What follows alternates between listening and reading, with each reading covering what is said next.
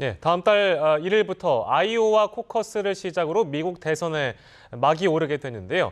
2월부터 6월 초까지 치러지는 경선에서 어떤 후보가 본선에 오르고 어느 당 후보가 차기 미국 대통령이 될 것인지 벌써부터 관심이 집중되고 있습니다. 네, 오늘 이 시간에는 한동대 국제정치학과 김준영 교수님 모시고 미국 대선의 관전 포인트 짚어보겠습니다. 안녕하세요. 어서 오십시오. 네, 안녕하십니까. 다음 달 2월이네요. 그러니까 네. 2월 1일 아이오와주를 시작으로 해서 6월 7일까지 대선 경선 레이스가 이어질 텐데 일단은 전체적으로 봤을 때 저희가 어떤 점을 좀 주목해서 봐야 되겠습니까? 이제 미국의 경선 제도를 잠깐만 살펴보면요. 이제 본격적으로 지금까지는 여론조사, 인기 조사였다면 예. 이제 본격적으로 시작이 되는데요. 이게 이제 두 가지 방식이 있습니다. 하나는 코커스 방식이고 하나는 이제 예비선거 우리가 말하는 건데요. 코커스는 이제 당원만 참여하는 것이고 예. 코커스는 이제 일반 국민들까지 다 참여하는데요. 코커스가 한 10개 주에서 하고요. 예비선거는 한 40개 주가 합니다. 그게 이제 첫 번째 출발이 코커스의 출발이 이제 아이오와고요. 예. 그다음 뉴햄프스가 바로 예비선거의 출발입니다. 이게 이제 처음 시작하는 거기 때문에 매우 예. 우리가 한번 판도가 이제 시작되는 판도를 본다는 측면에서 우리가 좀 주목할 필요가 있는 것이죠. 네, 2월 1일 경선 개막전이 한 달 카운트다운에 들어가면서 더욱더 열기가 고조되고 있는 것 같은데요. 네. 아이오와라는 그 지역이요. 우리가 선뜻 딱 들었을 때 그렇게 익숙한 지역은 아닌데 이곳이 바로 미국 대선의 어떤 풍향기라고 불리던데 이유가 뭘까요? 예, 그게 뭐 아까 말씀드린 것처럼 일단 처음이고요. 예. 그다음에 지금 좀 전에 이렇게 뉴스 보도에도 나왔지만 좀 지금은 난립하는 상황이지 않습니까? 예. 근데 사실상 538명을 뽑는 그 중에 7명 정도가 코커스에서 대의원이 뽑히는 겁니다. 숫자는 매우 미미한데 네. 예. 이것이 이제 문을 열고 여기서 제대로 통과하지 못하면 특히 이게 이제 당원 선거거든요. 당원 선거를 하면 그냥 우리가 트럼프 좋다, 힐러리 좋다 이렇게 하는 사람이 아니라 정말로 관심을 가지고 우리 당의 후보를 뽑는 곳에 가기 때문에 예. 이게 힘이 있죠. 같은 한 표라도. 네. 그렇기 때문에 여기서 치명타를 입은 사람들은 사퇴할 수도 있는 거죠. 특히 12명 중에 몇 명이 이 결과를 보고 포기할 수도 있기 때문에 예. 그러면 그 포기하는 사람이 다음에 누구를 지지하면서 포기하느냐 그런 것들이 결정되고요. 또 네. 하나는 이제 그 언론의 집중 조명을 받게 됩니다. 네. 그렇기 때문에 여기서 전국적인 인물로 또는 인지도도 대세로 상승할 수 인지도 있겠네요. 그렇습니다. 예. 실제로 그 사례를 살펴보면 어떻습니까? 그러니까 예를 들면 아이오와에서 승리하는 어떤 경선 주자가 경선에서 마지막에 승리하는 그런 사례들이 굉장히 많았는지요, 최근에? 원래 이게 이제 이렇게 아이오와 그다음 뉴햄퍼시에 이렇게 좀 고정이 된 게 1970년대 초입니다. 예. 민주당이 72년에 시작했고 76년이 되면서 이게 이제 그때부터 시작했고요. 예. 민주당에서는 여기서 우승한 사람이 끝까지 가서 1위 한 경우가 8번 중에 6번이었고요. 어. 공화당 그보다는 조금 떨어집니다만은 예를 들어서 맥케인이나 레이건 대통령은 1등을 하지 못해도 했고요. 예. 그다음에 우리가 또 주목받는 것이 뭐냐 하면 2008년에 예. 힐러리가 당시 대세론이었습니다. 예, 그런데 오바마가 여기서 역전을 하고 끝까지 가버립니다.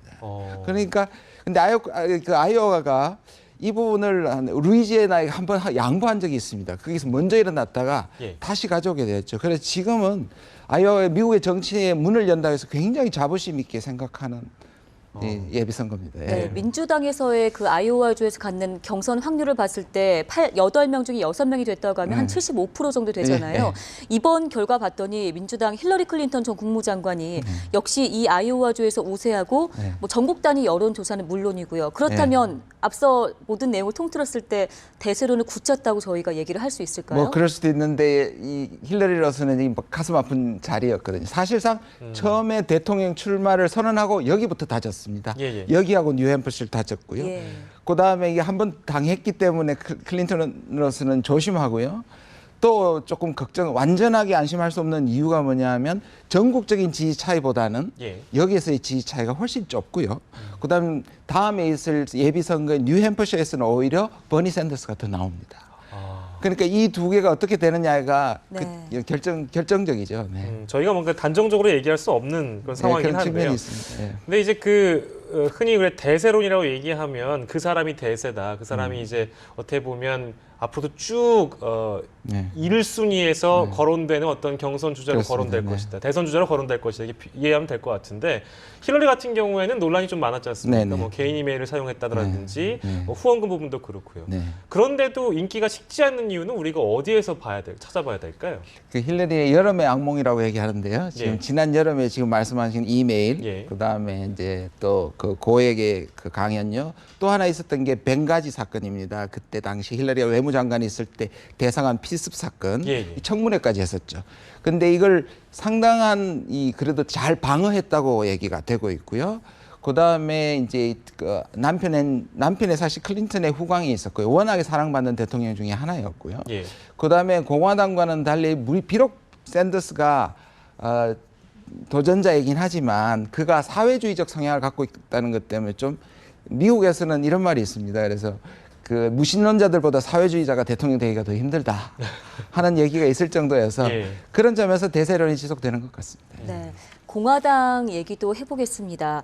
전국 단위 조사에서는요, 역시 네. 뭐 막말 돌풍을 일으키고 있는 도널드 트럼프가 1위인데 저희 계속 살펴보고 있는 아이오와주에서는요, 이 사람이 정치인 출신이 아니어서 좀 아웃사이더로 분류가 됐던 인물이거든요. 네네.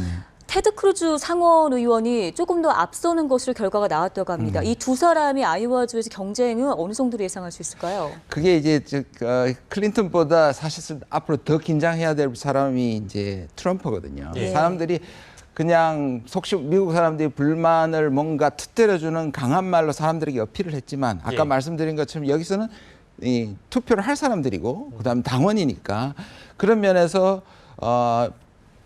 본선에 나가서 경쟁력이 있을 만한 사람 예. 이런 사람들에게 훨씬 더 높은 지지도를 보이기 때문에 네. 힐러리 같은 경우보다 트럼프는 이 두 개에서 승리하느냐 안 하느냐가 앞으로 상당한 영향을 미칠 겁니다. 특히 아까 말씀드린 것처럼 12명 중에 낙오한 사람들이 자기가 나가면서 트럼프를 지지할 가능성이 별로 없거든요. 왜냐하면 트럼프가 그 정도의 막말을 해왔기 때문에. 네. 이 사람들이 다른 사람을 지지할 경우에 트럼프는 좀 힘들 수 있죠. 공화당원 입장에서는 그러니까 트럼프는 인기 영합적이긴 하지만 네. 이 사람이 현실적이진 않다. 네. 그렇게 바라보고 있는 건가요? 그러니까 이거 보면 굉장히 뜨거운 감자죠. 예. 저 사람이 지금 제일 경쟁력이 있어 보이지만 오히려 공화당의 어떤 정치적인 뿌리를 흔들고 어떤 의미에서 미국 문화의 그러한 것들을 훼손한다고 생각하는 거죠. 예. 그래서 어저께입니까 미국의 유명한 그 Foreign Policy의 CEO가 이런 말을 했습니다. 예. 클린턴이 끝까지 갈 것이다. 왜냐하면 지금 사실상 존재론적인 공화당의 존재론을 너무 많이 훼손했다. 그래서 트럼프가 떨어지더라도 예. 그 짐을 다른 후보가 안고 가게 될 것이다. 아주 의미 있는 얘기를 했었습니다. 즉 다른 후보라면 가장 지금 가능성 있는 테드 크루즈가 안고 갈 수도 있을 것이다. 예, 테드 크루즈나 루비오나 아직은 유동적이라고 예. 할 수 있습니다. 왜냐하면 아까 말씀드린 것처럼 누가 떨어지면서 누가 그렇죠. 지지하느냐. 예. 알겠습니다. 저희가 그러면 그 테드 크루즈 얘기를 좀 나온 김에 해보면 이 사람이 그러니까 그 돌풍을 일으킬 수 있는가 얼마나 그 미국에서는 현실적으로 보고 있습니까? 사실상 이 돌풍은 이미 그 트럼프가 일으킨 거고요. 그렇죠. 이분이 만약에 다시 이 대세가 된다면 어쩌면 정상 바람이라고 얘기할 수 있겠죠. 정상적이다, 오히려 이게. 정상적인 바람이라고 할 수 있겠죠. 예. 그리고 이분이 이제 쿠바 출신이고요. 그다음에 정치인이고 공화당이 사실상 공화당의 많은 그 열렬한 지지자들은 이 사람이 트럼프를 이겨서 대세까지 가는 것을 많은 사람들이 바라고 있으리라고 생각이 듭니다. 네. 트럼프의 그 이름처럼 도박을 해온 것이 지금까지는 성공했는데 예.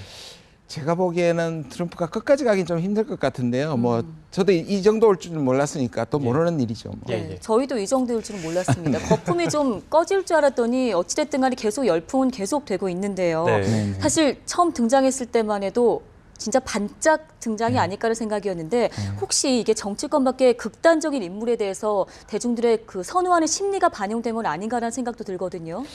작년에 전 세계 12개국에서 정권이 교체가 됐는데요. 대부분 집권당에 실패를 했습니다. 그게 먹고 사는 문제.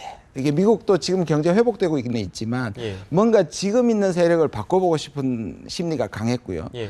그다음에 누군가 희생양을 삼고 싶어 했고 그다음에 뭔가 그래서 반이민 얘기가 나오고 있고 반난민 얘기가 나오고 있는 그 부분을 트럼프가 도박을 건 거죠. 그것이 지금까지 성공한 것이라고 볼 수 있는 거죠. 네. 교수님 얘기로는 실제 당원들의 투표로 이어질 가능성은 조금 낮다고 전망을 해주신 건데요. 네. 시기가 가시권 안에 들어올수록 그래도 만약에 이게 계속된다면 최종 후보로 저희가 생각할 가능성도 있다라는 생각도 드는데 우리도 그걸 어떻게 걱정하고요. 전망하실까요? 미국의 양식 있는 사람들도 걱정할 뿐만 아니라 네. 공화당도 걱정할 것 같습니다. 왜냐하면 힐러리가 이 정도 막강한데 트럼프가 나가가지고 다시 이게 본선에서 지금 공화당의 보수적인 사람들에게는 막말이 먹히지만 가서 본선 경쟁력이 없다고 생각하는 것이죠. 네. 그럼에도 불구하고 된다면 어쩔 수 없이 지지해야 되는 이러지도 못하고 저러지도 못하는 상황이 될 수 있는 네, 것이죠. 코앞은 이제 경선이지만 진짜 우리가 흔히 얘기하는 공화당 진성당원 입장에서는 아무래도 제일 중요한 건 본선이니까요. 네, 대통령이 누가 되느냐에 네, 대한 맞습니다. 문제니까요. 네. 저희가 그럼 트럼프 얘기를 좀 더 자세히 해보면 이런 얘기를 했습니다. 저희는 잘 받아들일 수가 없는 얘기인데 한국은 아시아에서 4번째 경제 대국인데 재산을 모으기만 하고 한국은 우리에게 아무것도 주지 않는데 이건 뭐 트럼프가 한 얘기거든요. 이런 비난을 저희가 어떻게 받아들여야 되겠습니까? 일단 시원하지 않습니까? 저쪽에서 보면 뭔가 내가 왜 이렇게 못 살지? 예. 내가 힘들지? 이건 이민자들 때문이다. 멕시코 사람들 때문이다. 한국 사람 저렇게 잘 살면서 왜 우리가 저기 제대로 지켜줘야 되지? 이러한 것들 심리를 파고드는 거죠. 그런데 그것이 그러니까 확실한 팩트라기보다는 인기 예. 영합적인 측면에서 이분은 그런 의미에서 비즈니스적인 측면, 사람들의 그 마음을 이렇게 시원하게 하지만 실질적으로는 진실이 아닌 얘기를 하는 경우입니다. 관심을 살 수 있는 측면만 그렇죠. 계속 건드린다고 봐야 되겠네요. 그렇죠. 네. 네.